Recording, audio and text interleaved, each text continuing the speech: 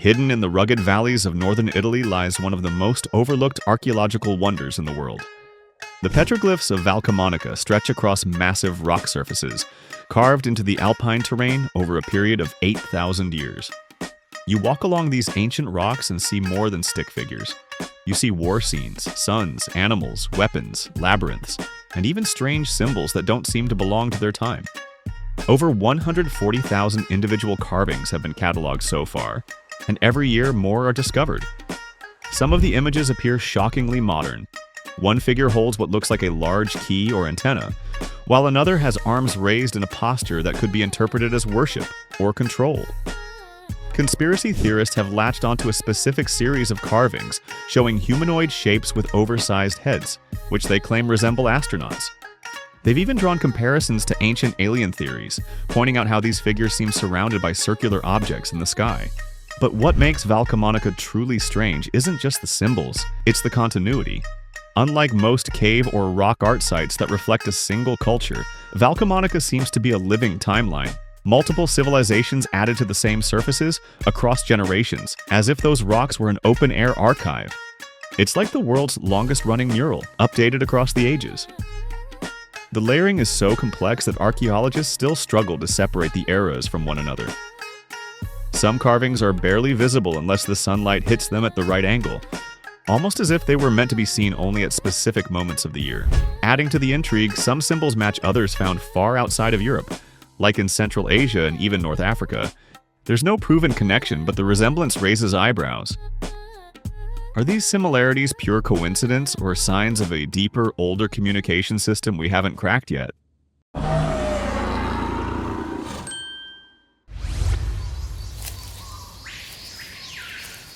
Deep inside the limestone caves of southern France lies a gallery that changed everything we thought we knew about early humans. The Chauvet cave, sealed for tens of thousands of years, holds paintings so detailed and dynamic, they look like scenes from a graphic novel rather than prehistoric art. Among them is the Panther Gallery, where big cats leap across the rock wall with striking movement. Painted around 36,000 years ago, these animals are not stiff outlines, but full of energy. Muscles stretched, jaws open, bodies twisting as if caught mid-hunt. This wasn't random doodling. Whoever painted them had both artistic vision and a deep understanding of animal behavior. What's most shocking is how advanced the technique is. Shading, perspective, even the clever use of the rock's natural curves to suggest depth, all present here, long before the so-called dawn of art in Europe. Some researchers believe these caves were never homes but sacred spaces, used for rituals that may have blended survival with spirituality. Standing inside, it feels like being in the world's oldest cinema, where flickering torchlight would make the painted animals seem alive, like an ancient IMAX projection. Others argue these weren't just hunting scenes, but mythic stories, passed down through symbols instead of words. The Panther Gallery pushes us to ask, were these our ancestors or were they already something more? In the barren Sahara Desert of Algeria lies Tassili, Niger, a plateau scattered with more than 15,000 rock paintings. Once lush with rivers and forests, this land was home to early humans who painted giraffes, elephants, and people in vibrant scenes. But among the familiar, one image stands out: the so-called running man. Unlike the hunters and dancers nearby, this figure has a massive, round head and a suit-like body, as if armored or encased. To some, it looks like a shaman in ceremonial dress. To others, it resembles something far stranger, an ancient astronaut. The figure isn't alone. Around it are floating disc-like shapes and humanoid beings with large eyes. Skeptics argue these are symbolic masks or ritual attire, pointing out how African tribes used elaborate costumes for spiritual ceremonies. Yet the resemblance to modern spacesuits is hard to ignore. Erich von Däniken, in his famous book Chariots of the Gods, made Tassili one of his prime examples of extraterrestrial encounters in human history. Whether you see a shaman or a spaceman, the running man remains one of the most mysterious carvings on Earth. It's a reminder that people living thousands of years ago saw and imagined things that challenge our definitions of history. Hidden in central India, the Bhimbetka rock shelters are a treasure trove of prehistoric art stretching back 30,000 years. Among depictions of hunters, animals, and community life, one particular set of carvings has stirred intense debate. These are spirals, concentric circles, and star-like designs that some researchers believe could represent early observations of the night sky. To stand before them is to feel the same fascination humans have always had with the stars, long before telescopes or observatories. The spirals look almost like galaxies, while circular constellations appear aligned in ways that resemble celestial charts. Some archaeologists see them as symbolic, perhaps linked to rituals or cycles of life. But astronomers have pointed out that certain patterns match actual star groupings visible in the Indian sky. This has led to speculation that ancient people here may have mapped the heavens thousands of years earlier than we once thought possible. And it doesn't end there. Local myths speak of divine beings descending from the stars, woven into the culture's oral traditions. Whether you take them as literal records of the sky or sacred symbols, the Bhimbetka spirals suggest that humanity's obsession with the cosmos is far older than history books tell it. On the windswept hillsides of Azerbaijan, just a short drive from the Caspian Sea, lies Gobustan, a vast outdoor gallery carved into stone. Here, over 6,000 petroglyphs cover the cliffs and boulders, stretching back at least 12,000 years. Amid hunting scenes and wild animals, one set of carvings stands out as truly unique, the so-called dancing figures. Groups of human silhouettes, hands linked or arms raised, seem to sway together in a rhythm frozen in stone. Archaeologists believe these weren't casual sketches, but deliberate depictions of ritual gatherings. Picture hundreds of people stamping their feet in unison, echoing sounds across the rocks, turning the landscape itself into an instrument. Some researchers connect these carvings to one of the oldest known musical traditions in the region. Simple percussion, hand clapping, and chants may have transformed these rituals into what we could call a prehistoric concert. Ancient Greeks later wrote that the people of the Caucasus performed circular dances dedicated to the moon and stars, which eerily mirrors what the rock art shows. Was Gobustan a ceremonial stage where sky, sound, and stone merged into one? Even more intriguing, the dancing scenes here are not isolated. Similar petroglyphs have been found as far away as Scandinavia and North Africa, hinting that communal dance rituals may have been a shared language across early civilizations. Today, Gobustan is a UNESCO World Heritage Site. Yet standing before the dancing figures, you don't feel like you're in a museum. You feel like you've stumbled into an ancient festival, where the beat of human footsteps carried messages across time. In the arid heart of Somaliland, tucked beneath rocky outcrops lies Laas Gil, one of the most breathtaking and mysterious cave painting sites in Africa. Discovered by archaeologists only in the early 2000s, these hidden chambers hold vivid images painted more than 5,000 years ago, their colors still strikingly bright despite the passing millennia.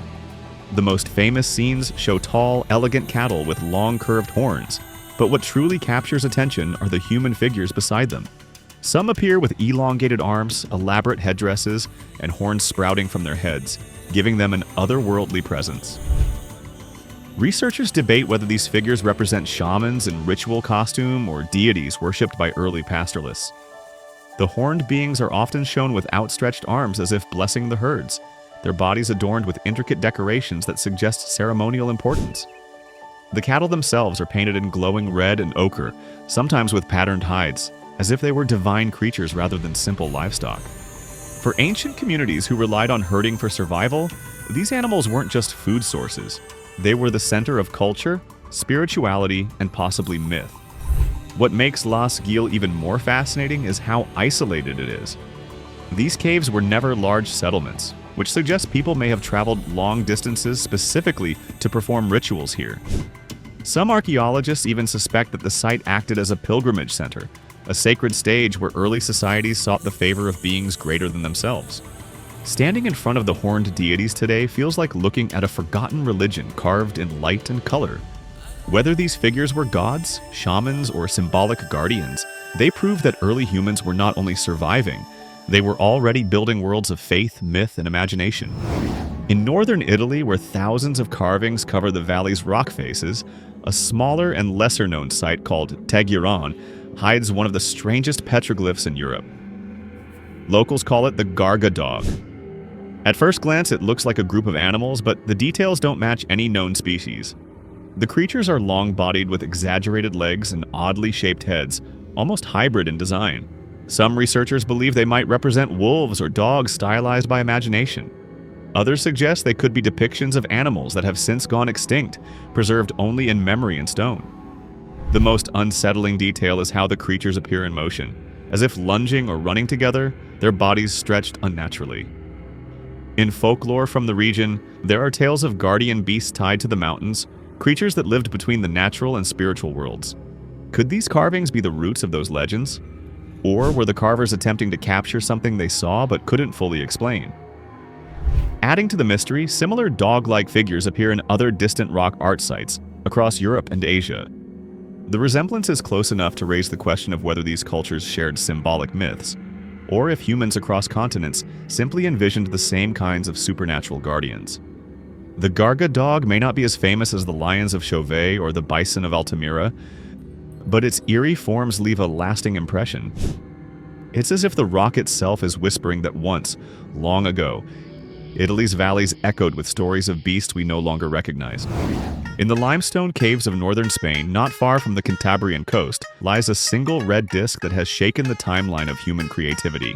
Cueva de El Castillo is filled with hundreds of Paleolithic paintings, bison, deer, hand stencils, but one simple crimson circle carved into history may be the most important of all. It was dated to more than 40,800 years ago, making it older than most confirmed Homo sapiens art in Europe. That date alone suggests a startling possibility the artists might not have been modern humans at all, but Neanderthals. The disc itself looks deceptively plain, just a faded red blotch made with mineral pigment. Yet the implications are enormous. For decades, Neanderthals were portrayed as primitive, lacking symbolic thought. But if they painted this circle, it means they were capable of abstract expression, ritual, and perhaps even spirituality. Some archaeologists see the disc as part of a larger pattern in the cave, with hand stencils scattered nearby. Could these have been early attempts to mark identity, territory, or even record a connection to something beyond the visible world? Skeptics argue that the dating might overlap with the earliest Homo sapiens arrivals in the region, so the case isn't closed. Still, the possibility alone has changed the way we look at our ancient relatives. If Neanderthals left behind this disc, they weren't simply brute survivors of the Ice Age. They were artists, thinkers, and perhaps even visionaries. Standing in front of it today, you realize how a single red circle on a cave wall has the power to rewrite the story of what it means to be human. Among modern reinterpretations of cave-style art, one mural has drawn particular attention, a depiction of Jesus shaking hands with an alien figure beneath a sky filled with saucer-like forms. At first glance, it looks like playful imagination, but some theorists argue it reflects a deeper idea, that ancient encounters with beings from the stars may have been woven into spiritual traditions. Just as Tassili's Running Man is said to resemble a space traveler, this mural suggests a symbolic alliance between faith and the unknown. Was it created to hint that divine messengers and extraterrestrials are part of the same story, seen through different lenses? Whether you take it as art, metaphor, or speculative prophecy, it connects modern myth-making with the timeless urge to explain humanity's place in the cosmos. On the remote sandstone cliffs of Western Australia's Kimberley region, hidden among rugged escarpments, lie some of the most haunting images in the world of ancient art, the Bradshaw figures, also called Gwion Gwion. These paintings, dated to at least 17,000 years ago, show tall, slender human figures dressed in elaborate attire. Robes, tassels, belts, even feather-like ornaments. Unlike the bold animal motifs found in Lascaux or Chauvet, these figures look like they stepped out of a ceremony. They are elegant, elongated, and eerily graceful, frozen mid-dance across the rock faces. What makes the Gwion Gwion especially mysterious is the technique. Unlike handprints or rough sketches, these were painted with fine, deliberate strokes, almost like brushwork. Some are so delicate that they resemble flowing ink drawings, yet they've survived millennia in the harsh Australian climate. Researchers believe that natural chemical processes between the pigments and the rock itself actually fused the images into the stone, preserving them like permanent tattoos on the cliffs. The big question is, who painted them? Aboriginal communities in the Kimberley hold oral traditions that connect the images to ancestral beings, but the true identity of the artists remains uncertain.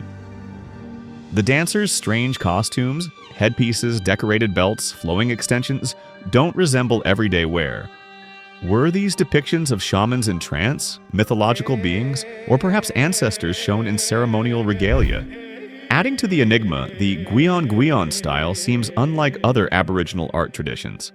It has led to speculation that these paintings represent a distinct cultural group that may have vanished, leaving their legacy only in pigment and stone.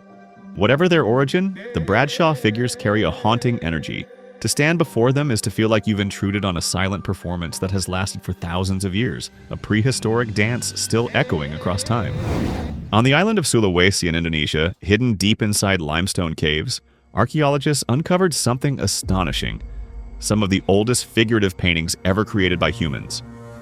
These include vivid red outlines of hands pressed against stone, and large depictions of wild pigs, painted with a naturalistic sense of detail. The hand stencils, dating back over 40,000 years, are more than simple imprints. They are personal marks left by people who wanted to declare their presence across time. Standing in front of them today feels like a handshake from someone who lived tens of millennia ago. Even more captivating are the images of the pigs, painted around 45,000 years ago.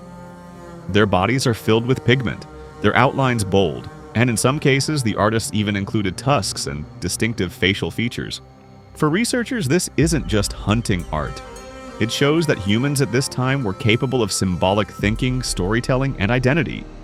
Some of the animals are placed in what looks like interaction scenes, which suggests early narrative art, possibly the first visual stories ever told. The Sulawesi discoveries push back the timeline of art itself.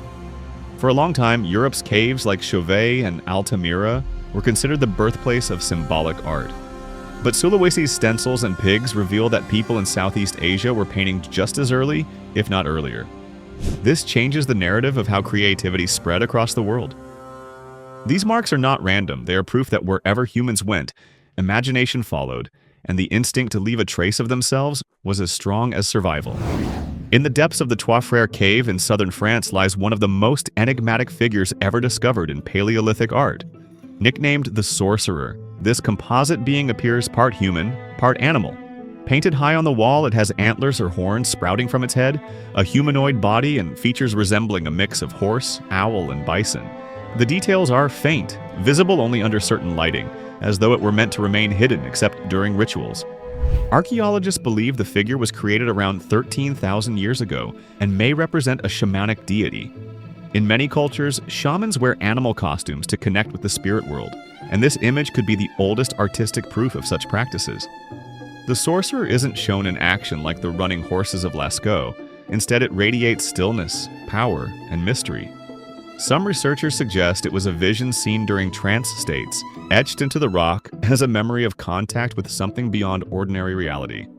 For others, the figure is a symbolic mediator between humans and the natural world, a guardian of the hunt, or perhaps a spirit embodying fertility and survival. No one can agree on its exact meaning, but what's clear is that this is more than art. It's an attempt to capture the unseen, to fix a spiritual experience in stone.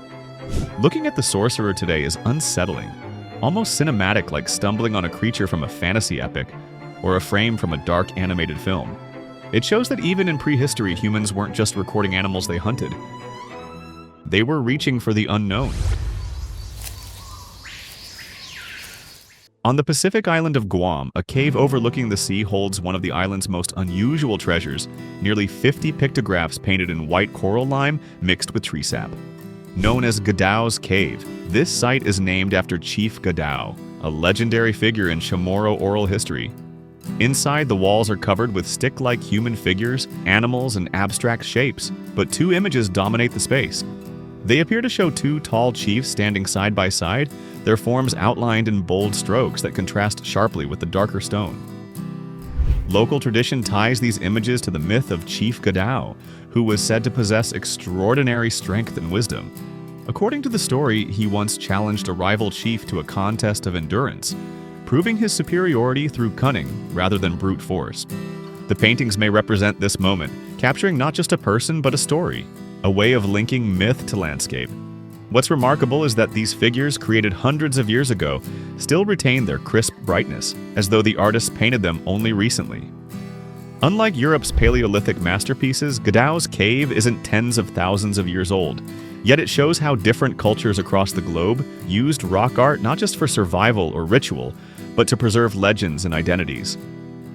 In this way, the cave becomes more than a shelter. It's a living archive merging history, myth, and the natural world into one visual statement. Not all history-changing art was painted or carved into stone. Sometimes it emerges from the depths of the earth in a very different form. In 1890, deep in the Ural Mountains of Russia, gold miners stumbled upon a fragmented wooden figure buried in a peat bog. When archaeologists reassembled it, they realized they were looking at something extraordinary. A towering idol originally over 17 feet tall, dating back nearly 11,000 years. Known as the Shigir idol, it is the oldest known wooden sculpture in the world. The surface of the idol is covered with mysterious geometric carvings, zigzags, chevrons, and faces stacked one above another. Some researchers believe these marks could represent spirits, deities, or even an early form of symbolic writing. Others suggest it functioned as a kind of totem, a guide between humans and the unseen forces of nature. What makes the Shigir idol so remarkable is that wood usually decays quickly. The only reason it survived is because the peat bog sealed it away from air, preserving its details like a time capsule. Although it isn't a cave painting, the Shigir idol belongs in the same conversation. It proves that prehistoric people were not only artists, but also thinkers who created monumental objects for reasons we still struggle to understand. Just as the caves of France or India reveal hidden worlds through stone, this wooden giant tells us that art and mystery weren't bound to one medium. Humanity's drive to carve meaning into the world found many different surfaces, whether a cave wall, a boulder, or the trunk of a tree pulled from the forest. In a cave in Germany's Swabian Jura, archaeologists pieced together one of the strangest objects ever found from the Ice Age, the Lion Man. Carved from mammoth ivory about 40,000 years ago, this statue has the body of a human and the head of a lion. Standing over a foot tall, it's the largest known figurine from the period and one of the earliest examples of myth-making in human history. The craftsmanship is astonishing. Carefully smoothed surfaces, carved limbs, and details that show patience and vision. What makes it so mysterious is the meaning behind it. Was it a god, a protector, or a shamanic vision captured in ivory? Some researchers suggest it reflects humanity's first steps into imagination, combining human and animal traits to create beings that never existed in nature. Others see it as a symbol of power, merging humanity's vulnerability with the strength of the predator that ruled their world. Whatever its purpose, the Lion Man proves that 40,000 years ago, people were already building mythologies, not just tools. That's about it. For more useful information, watch other videos.